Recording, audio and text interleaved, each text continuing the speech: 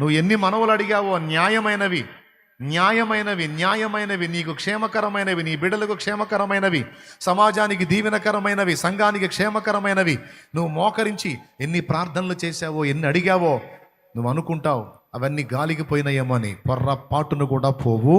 పరిశుద్ధుల ప్రార్థనలు ఆయన యొద్దకు ఎక్కి వెళతాయి. ప్రకటన గ్రంథము 8వ అధ్యాయము. ఒకసారి బైబిల్ తినానా, నువ్వు చేసే ప్రార్థనలు ఎటో గాలికి పోతానే అనుకుంటున్నావేమో.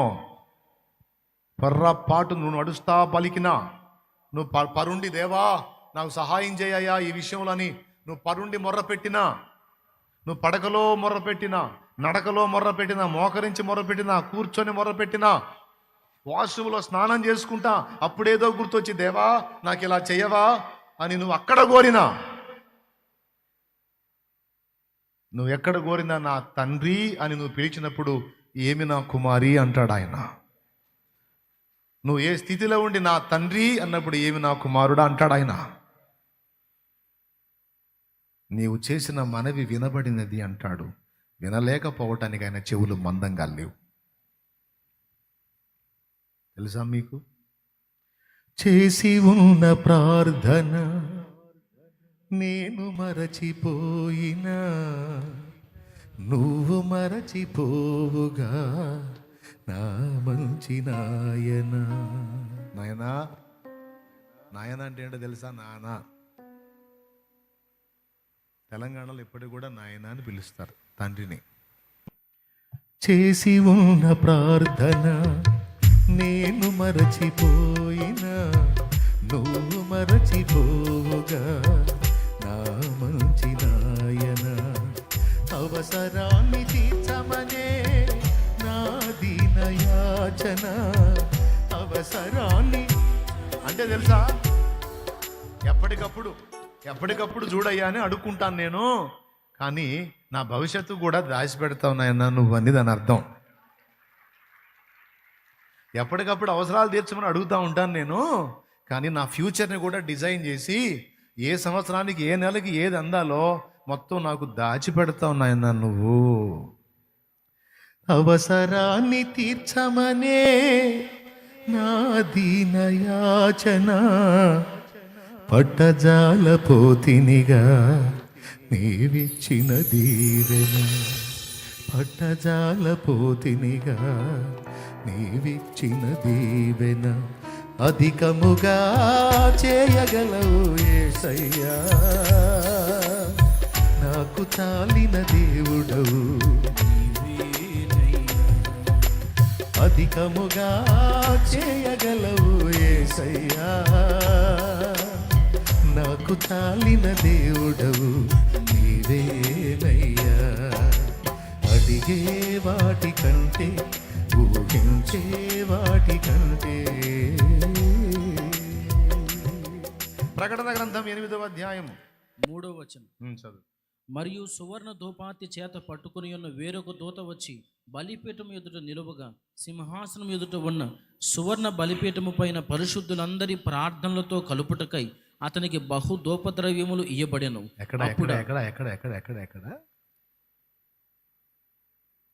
అప్పుడు ఆ ధూపద్రవ్యముల పొగ పరిశుద్ధుల. ఒక్కసారి ఆగు. సింహాసనం ఎదుట ఉన్న సువర్ణ బలిపీఠము పైన పరిశుద్ధులందరి ప్రార్థనతో కలుపుటకై అతనికి బహుధూపద్రవ్యము లేవబడిన. పరిశుద్ధుల ప్రార్థనలు ఎక్కడికి వెళ్ళినాయి?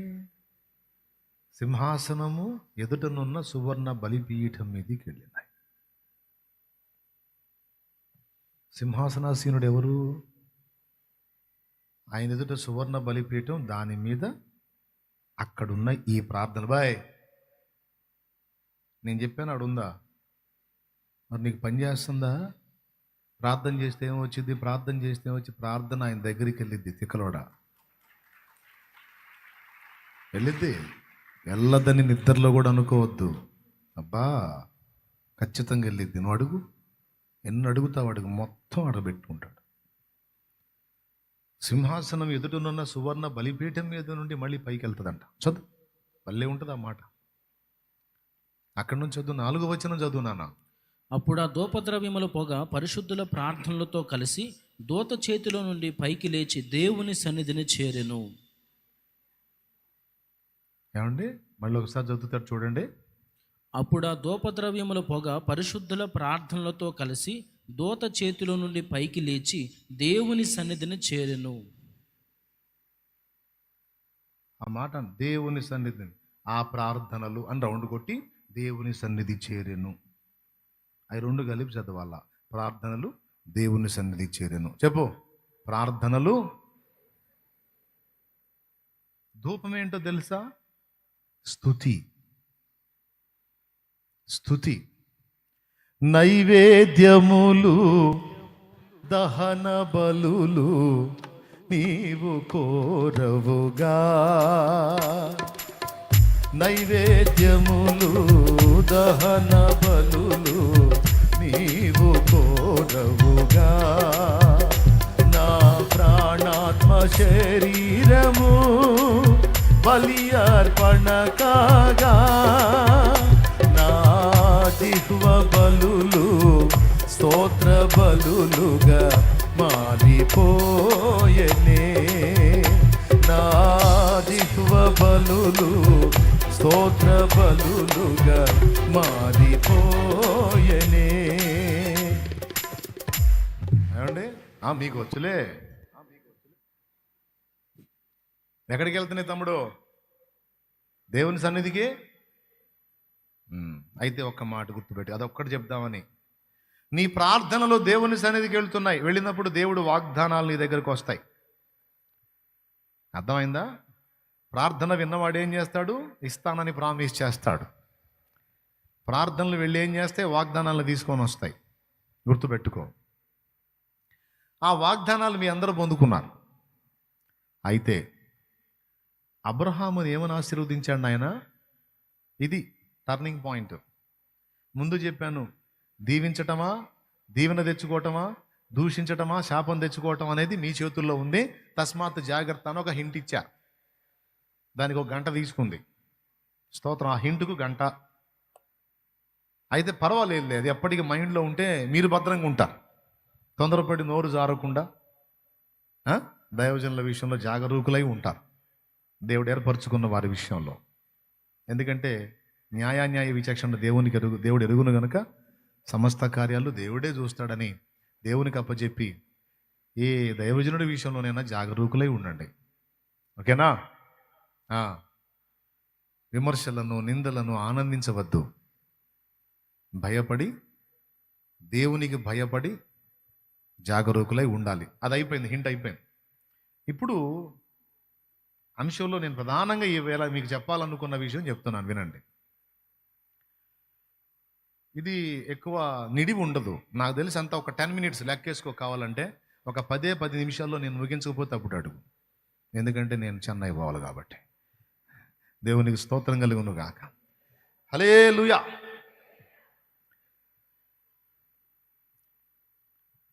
అబ్రహాముకైనా, భక్తులకు, యాకోబుకైనా, ఇస్సాకుకైనా, యోసేపుకైనా దేవుడు చాలా వాగ్దానాలు చేశాడు. కానీ చేసిన వాగ్దానాలు వెంటనే తీరలా, వెంటనే నెరవేరలా. రెండవది, అంత ఈజీగా నెరవేరలా. మళ్ళీ చెప్తున్నా, ఈ ఒక్క మాట మీ హృదయంలో వేసుకొని వెళ్ళిపోండి ఈ పూట సంతోషంగా, అంతే. భక్తులకు దేవుడు చేసినటువంటి ప్రమాణములు, ప్రామిస్లు ఏవైతే ఉన్నాయో అవి అంత తేలికగా నెరవేరలా, వెంటనే నెరవేరలా. కొంత టైం తీసుకుంది. అలాగే కొంత ఎఫెక్ట్ కూడా భక్తులు ఎదుర్కోవాల్సి వచ్చింది. ఆ తర్వాతనే అవి వాళ్ళకి దక్కినాయి. ఈరోజు నీకు దేవుడు చేసిన ప్రామిస్లు ఉన్నాయి, నీకు ఇచ్చిన దర్శనాలు ఉన్నాయి, నీకు ఇచ్చిన ప్రత్యక్షతలు ఉన్నాయి. 3 వాగ్దానాలు, ప్రత్యక్షతలు, దర్శనములు. బైబిల్లో కూడా కొంతమంది వ్యక్తికి ఇచ్చాడు, కొంతమందికి డైరెక్ట్గా ప్రామిస్ చేశాడు, కొంతమందికి దర్శనములో, కలలో ప్రామిస్ చేశాడు, కొంతమందికి ప్రత్యక్షతనిచ్చి తన వాగ్దానాన్ని వెల్లడి చేశాడు. అబ్రహామునే తీసుకోండి. నేను నీకు సంతానాన్ని ఇస్తాను, ఆ సంతానాన్ని కూడా ఆశీర్వదిస్తాను. అది ఎంత గొప్ప సంతానం అవుతుందంటే, నీ సంతానము ద్వారా భూలోకములోని సమస్త వంశములు ఆశీర్వదించబడతాయి అన్నాడు. వామ్మో, ఇది అతిపెద్ద వాగ్దానం. ఇది అతిపెద్ద వాగ్దానం. ఎంత ఎంత నిడివి ఉంది ఈ వాగ్దానానికంటే యావత్ ప్రపంచానికి లింక్ ఉంది. గతించిపోయిన వాళ్ళకి, ప్రస్తుతం అప్పట్లో ఉన్న వాళ్ళకి, ఆ తర్వాత రాబోయే వాళ్ళకి త్రికాలములకు చెందిన వాగ్దానం, యావత్ ప్రపంచమునకు చెందిన వాగ్దానం. రాసుకోవచ్చు. అబ్రహాముకి ఇచ్చిన వాగ్దానం ఏదో సింపుల్ కాదు. 3 కాలములకు చెందిన వాగ్దానం మరియు ప్రపంచమునకు చెందిన వాగ్దానం. ఇంతకు సంతానం ఎవరు? ఒక్కసారి చూడండి ఆ వచనం, మళ్ళీ ఒక్కసారి చదవండి. ఆ మూల వాక్యం 12వ అధ్యాయం, ఆదికాండం 12వ అధ్యాయం మొదటి వచనం నుంచి. యెహోవా, నీవు లేచి నీ దేశము నుండి, నీ బంధువుల యొద్ద నుండి, నీ తండ్రి ఇంటి నుండి బయలుదేరి నేను నీకు చూపించు దేశమునకు వెళ్ళుము. నిన్ను గొప్ప జనముగా చేసి నిన్ను ఆశీర్వదించి నీ నామమును గొప్ప చేయుదును. నీవు ఆశీర్వాదముగా నుందువు. నిన్ను ఆశీర్వదించు వారిని ఆశీర్వదించెదను, నిన్ను దూషించు వారిని శపించెదను.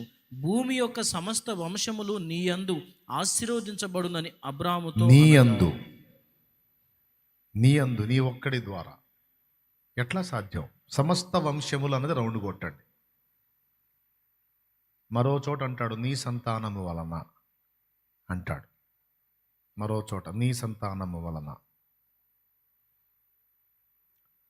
22 ఆదికాండం 22 చూడండి ఒక్కసారి. 18వ వచనం నుండి. ఇస్సాకుని బలిగా అర్పించి తీసిన తర్వాత అంటాడు, మరియు నీవు నా మాట వినినందున భూలోకములోని జనములన్నీయు నీ సంతానము వలన ఆశీర్వదించబడును.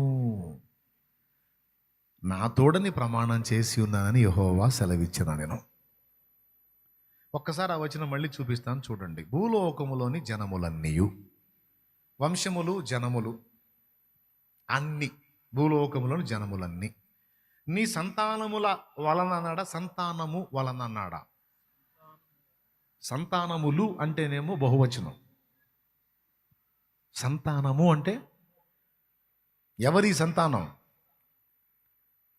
అబ్రహాము సంతానంగా పుట్టిన వారు ఎవరండి? చాలామంది ఉన్నారు. వాళ్ళందరిలోనూ రక్షకుడుగా వచ్చిన వాడు నజరేయుడగు యేసు.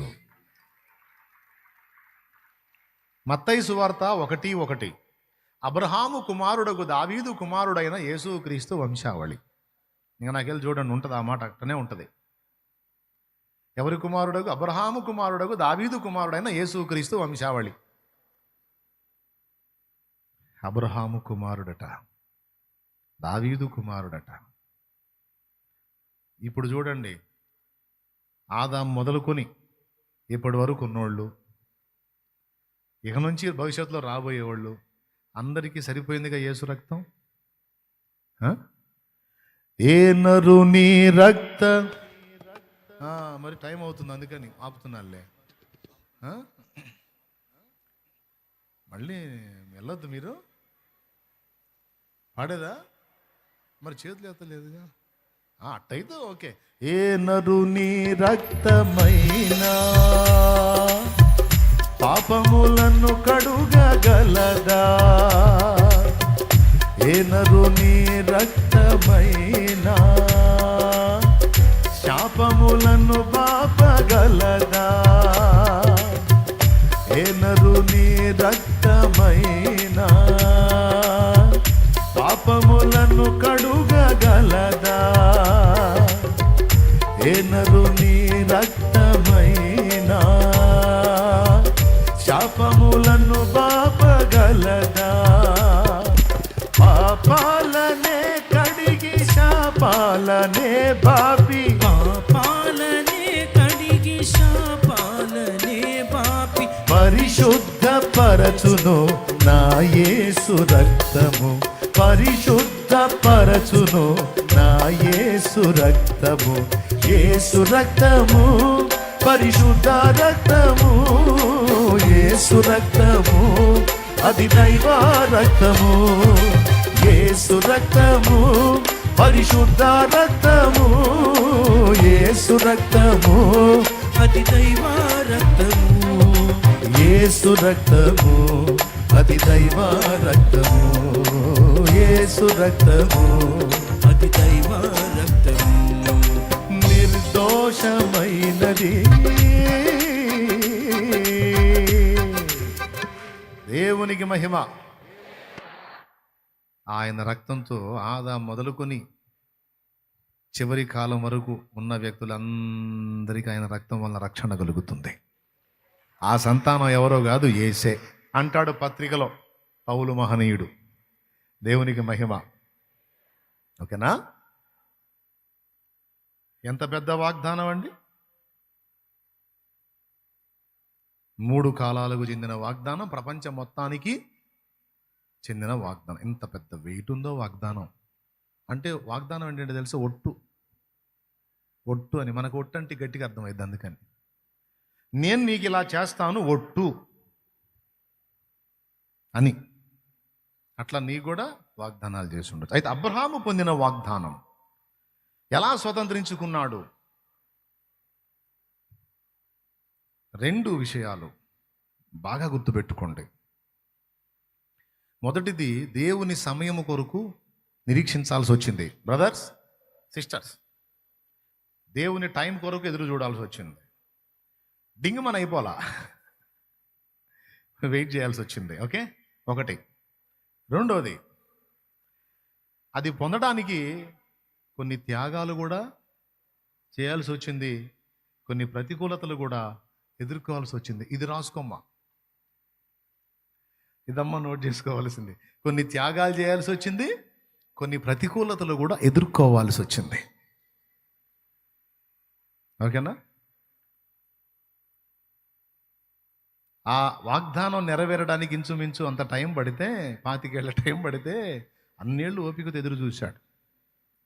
అంతేకాదు, ఆ వాగ్దానాన్ని స్వతంత్రించుకోవటానికి జర్నీ మొదలుపెట్టి యాత్రలో సాగాడా, ఎన్నో ఎదురైనాయి. కొన్ని త్యాగాలు కూడా చేయాల్సి వచ్చింది. అవునా? కొన్ని ప్రతికూలతలు ఎదుర్కొన్నాడు. ఇందాక చెప్పాక పాపం అవి కూడా. ఇవన్నీ ఎందుకు? వాగ్దానము పొందు నిమిత్తము. కొన్ని త్యాగం చేయాల్సి వచ్చింది, కొన్ని ఓర్చుకోవాల్సి వచ్చింది, కొన్ని ఎదుర్కోవాల్సి వచ్చింది. ఈ 3 అయిపోయిన తర్వాత చివరికి వాగ్దానం నెరవేరిందా లేదా? అందరు చెప్పాలి. 100% నెరవేరింది. ఈరోజు కూడా ప్రపంచంలో ఎక్కువ మంది ప్రజలందరూ ఎవరంటే అబ్రహామును సంతతే, విశ్వాసమును బట్టి.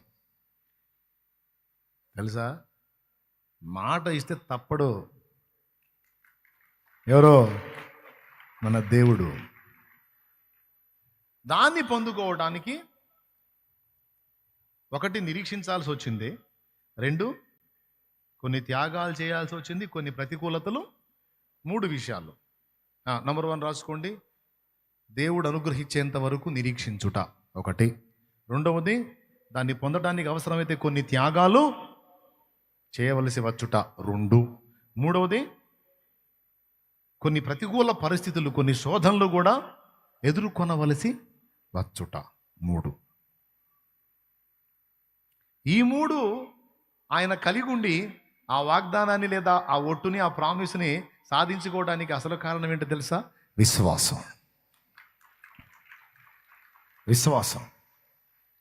ఆ విశ్వాసం అనేది ఒక్కటి పట్టుకున్నాడు. విశ్వాసం ఉంది కాబట్టి నిరీక్షించగలిగాడు. విశ్వాసం ఉంది కాబట్టి ప్రతికూలతలను తట్టుకోగలిగాడు. విశ్వాసం ఉంది కాబట్టి త్యాగానికి కూడా సిద్ధపడగలిగాడు. ఇప్పుడు నీ సంతానం వల్ల భూలోకంలో నీ యందు అందరూ ఆశీర్వదించబడతారని చెప్పాడుగా ప్రామిస్లో.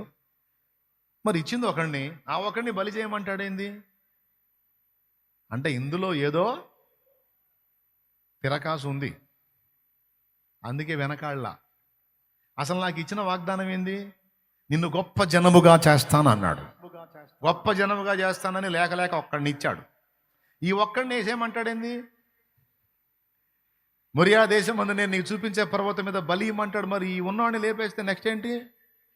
2 ముసలాళ్ళం అయిపోయాం. అంటే ఇందులో ఏదో ఉంది. అంటే నీ త్యాగాలు కూడా అనవసరంగా చేపీడు దేవుడు. నీ చేత కొన్ని త్యాగాలు చేపిస్తాడు. ఆ త్యాగాలు కూడా అనవసరంగా జరగనీయుడు. ప్లాన్ ఉంటుంది. కొన్ని త్యాగాలు చేయమంటాడు. ఆ త్యాగాల వెనక కూడా నీ వాగ్దానం యొక్క నెరవేర్పు దాచబడి ఉంటుంది. ఏమైనా అర్థమవుతుందా నేను చెప్పేది? అర్థం కాకపోయినా చేయగలిగింది లేదు. టైం అయిపోయింది, 10 నిమిషాలు అయిపోయింది. ఏమండి? దేవునికి స్తోత్రం.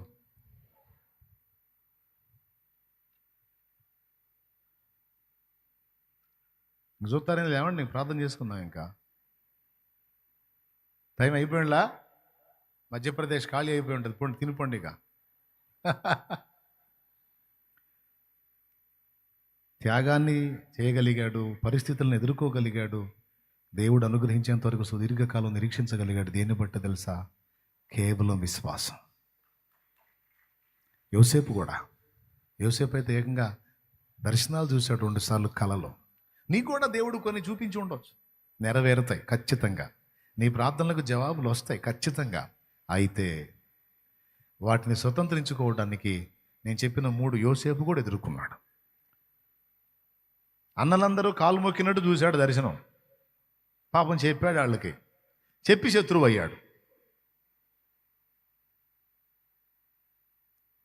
అన్నయ్య కళ్ళు వచ్చింది. అన్నయ్య ఏమొచ్చిందిరా? మీరందరూ నా కాలు మొక్కుతున్నట్టు వచ్చింది అన్నయ్య. నాకు తెలిసి తల తన్నుదని ఉంటారు. నా కళ చూపించావు, దర్శనం చూపించావు, మరి అది ఎప్పుడు నెరవేరింది? 17 ఏళ్ల ప్రాయంలో కనబడితే దాని నెరవేర్పుకు కనీసం 30 ఏళ్ళు దాటాల్సి వచ్చింది. 17-30 మధ్యలో ఎన్ని ఉన్నాయా? 13 ఏళ్ళు ఉండలా? అదయా, అంతేనా? లెక్కలు రావులే, చెప్పండి. అంతేనా? 13 ఏళ్ల సుదీర్ఘ నిరీక్షణ తర్వాత మరి ఈ మధ్యలో కొన్ని త్యాగాలు, కొన్ని ప్రతికూలతలు, యజమానురాలి భార్య పట్టుకుంది యోసేపుని. యజమానుడికి చెప్పొచ్చు, అయ్యా నేను నిరపరాధిని, అమ్మగారే నన్ను బలవంతం చేశారు, నేను ఎరగనయ్యా అని చెప్పొచ్చు. కానీ త్యాగం ఏంటో తెలుసా? అక్కడ ఆమె నీతిమంతురాలని నమ్ముతున్నాడు నా యజమానుడు. ఆయన భార్య తేడా అని నేను చెబితే ఆయన తట్టుకోలేడు. బానిసగా నన్ను కొనుక్కొచ్చి యజమానిలాగా నన్ను ఇల్లంతా అప్పచెప్పాడు పిచ్చి మహారాజు. నీ భార్య తేడారా అయ్యా అని చెప్పి నేను చెబితే చచ్చిపోతాడు అన్యాయంగా. అనుకుంటే అనుకోనిలే నన్నే తేడా అని, ఆ మచ్చేదో నాకే రాని, నా యజమానుడు బాగుండని. పోనీలేబ్బా. లేకపోతే నోరు తెరిచి చెప్పొచ్చు, అయ్యా కావాలంటే ఆధారం చూడండి, నేను ఆమెను బలాత్కారం చేస్తే ఆమె పారిపోవాలి, ఆమె వస్త్రం నా చేతుల్లో ఉండాలి. కానీ ఇక్కడ పారిపోయింది నేను, నా వస్త్రాన్ని బలాత్కారంగా పట్టుకుంది ఆమె. ఈ చిన్న లాజిక్ ఒక్కసారి చూడండి. నన్ను బలాత్కారం చేయబోయింది ఆమె, నా మీదకి వచ్చింది ఆమె అని చెప్పి చెప్పొచ్చు. కానీ చెప్పినట్టుందా? మౌనం. అరే అన్నం పెట్టిన చేతిని పట్టుకున్నవారు దుర్మార్గుడా, కన్న బిడ్డలాగా ప్రేమించాను కదరా నిన్ను అంటే మౌనం. త్యాగం. చివరికి అన్నలో తండ్రి అందరూ కలిసి వచ్చారు. వచ్చినప్పుడు కూడా నోరు తెరవలా. ఈ దుర్మార్గులే నన్ను అమ్మింది, ఈ దుర్మార్గులే నన్ను 20 తులాల వెండికి అమ్మారు ఇష్మాయేలీయులకి, వాళ్ళు తెచ్చి నన్ను ఇక్కడ బానిసగా అమ్మారు. ఏం చెప్పాడా? బహుశా యాకోబు అడిగితే ఏమని ఉంటాడు? అంతా అయిపోయింది నాన్న, అది ఎందుకులే, నీ దేవుడు నాకు తోడై ఉండి నన్ను ఇక్కడికి నడిపించాడు, మన దేవుడే మనల్ని ఆశీర్వదించడానికి ఇక్కడ తెచ్చాడు నాన్న.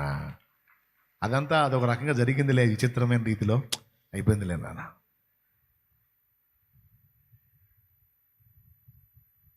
అన్నలు ఏమన్నాడు? నేను మిమ్మల్ని పోషించేదను అన్నాడు. మేఘాలలోన మెరుపుంచినావు, త్యాగాలయందేమా అనురాగాలుంచినావు, మేఘాలలోన మెరుపుంచినావు. త్యాగాలయందే మా అనురాగాలోచినావు. సాగలేని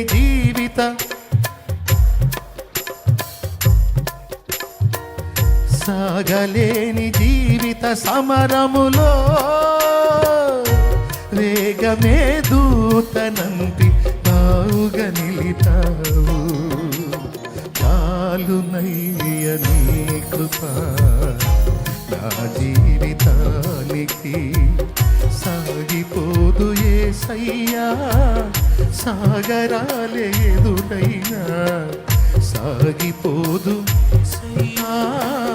సాగరాల ఎదురైనా. చాలునయ్య నీ కృప నా జీవితానికి. Praise the Lord. త్యాగం. తన తర్వాత ఐగుప్తుని ఏలేటువంటి గొప్పవాడైన తర్వాత కూడా పగ తీర్చుకోవాలా. పోనీ ఆమె అలా చేయకపోతే నేను ఇలా వచ్చేవాడిని కాదు, అంత నా మంచికెళ్ళే.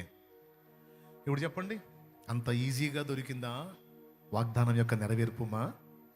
అందరు చెప్పండి. నాన్న ఆకలిన వాళ్ళు వెళ్ళిపోండి, నాన్న తినిపోండి. ఆకలిన వాళ్ళు వెళ్ళి తినిపోండి నాన్న, కూర్చోండి. ఆత్మీయ ఆకలి కలిగిన వాళ్ళు వినండి నాన్న. పాప ఆకలి ఉన్న వాళ్ళు వెళ్తారులే, ఆత్మీయ ఆకలి కలిగిన వాళ్ళు వినండి. ఆ వాగ్దానం యొక్క నెరవేర్పు అంత తేలిగ్గా జరిగిందా? టైం, త్యాగం, ప్రతికూలతలను ఎదుర్కొనుట. నీకు దేవుడిచ్చినవి కూడా జరుగుతాయి, ఒక్కటి కూడా మిస్ అవ్వదు. ఎందుకంటే ఆ దమ్ము ఉంటేనే నీకు ప్రమాణం చేస్తాడు ఆయన. అర్థమైందా? నిన్ను ఆ విధంగా నడిపించే దమ్ము ఉంటేనే ప్రమాణం చేస్తాడు ఆయన. ప్రమాణం చేసింది ఖచ్చితంగా నెరవేర్చి చూపిస్తాడు. ఆ సత్తా లేకపోతే నీకు మాట ఇవ్వడం. మాటిచ్చాడు కనుక నువ్వు రాకపోయినా ఈడ్చుకుపోతాడు అవసరం అయితే. ఇది ఫినిషింగ్ టచ్. నువ్వు మామూలుగా మాటలు లేదనుకో, నీకు సిగ్గు లేకపోతే నాకు సిగ్గుంది, నేను మాట ఇచ్చా, నీకు ప్రమాణం చేశా, నాకు ఆ ప్రమాణం వద్దు, ఏమొద్దు, నాకొద్దు, అంతదా, నాకొద్దండి, నాకొద్దు, ప్రమాణం వద్దు, నాకు వాగ్దానాలు నెరవేర్పొద్దు, ఏమొద్దు, నేను పడలే నీ బాధ, నాకొద్దంటే తాడు కట్టి ఏడ్చుకుపోతారా? మాట తప్పను. నిన్ను ఏ స్థితిలో ఉంచాలనుకున్నానో అక్కడే ఉంచాలా నిన్ను. నడో, నిన్ను తలగా నియమించాలనుకున్నాను, అనేకులకు ఆశీర్వాదంగా నిన్ను ఉంచాలనుకున్నాను, అనేకులకు దీవెనకరంగా నిన్ను చేయాలనుకున్నాను, అనేకులకు మేలుకరమైన పాత్రగా నిన్ను చేయాలనుకున్నాను. నడు అని నడిపిస్తాడు ఆయన. ఓకేనా? కళ్ళు మూసి తలలు వంచండి. ప్రేమ గల పరిశుద్ధ తండ్రి, మా బిడ్డలందరినీ కూడా జ్ఞాపకం చేసుకొని ఆశీర్వదించు. ఏ మాటలైతే పలికేవో అవన్నీ యేసు నామములో మా బిడ్డల ఎడల నెరవేరునుగాక. యేసు నామములో పొంది ఉన్నాం తండ్రి. పరలోకమందున్న మా తండ్రి, నీ నామం పరిశుద్ధపరచబడును గాక, నీ రాజ్యం మాకొచ్చు గాక, నీ చిత్తం పరలోకమందు నెరవేర్చినట్లు భూమి మీద నెరవేరును గాక. మాకు కావలసిన అనుదిన ఆహారం చేయడం మాకు దయచేయి. మా పట్ల అపరాధం చేసిన వారిని క్షమించుటకు శుద్ధ మనసును, సుబుద్ధిని మాకిచ్చి మా అపరాధాలు నీవు క్షమించు. మమ్మల్ని శోధంలోనికి తేక దుష్టి నుండి, కీడు నుండి తప్పించేందుకు చేతనగా రాజ్యము, బలము, మహిమ, శక్తి సర్వం నిరంతరం నీవై ఉన్నావు తండ్రి. మన తండ్రి అయిన దేవుని ప్రేమ, ఆయన ప్రియ కుమారుడు, మనందరి ప్రాణప్రియుడైన యేసయ్య శాశ్వత నిత్య కృప, పరిశుద్ధాత్మతోడి మనోహర దివ్య సహవాసం, సమాధానం సమకూడిన మనకు సకల పరిశుద్ధులకు సార్వత్రిక సంఘమందరికి సదా తోడి నిత్యత్వంలో చేరుపర్యంత మనల్ని నడిపించును గాక. ప్రవేశ రక్తమునకు జయం, ప్రవేశ రక్తమునకు జయం, యేసు నామమున సంపూర్ణ విజయం కలుగును గాక. ఆమేన్. హల్లెలూయా. టైం 1:59 అయింది. ఇంటికి పోండి వందనాలందరికీ. విశ్వాస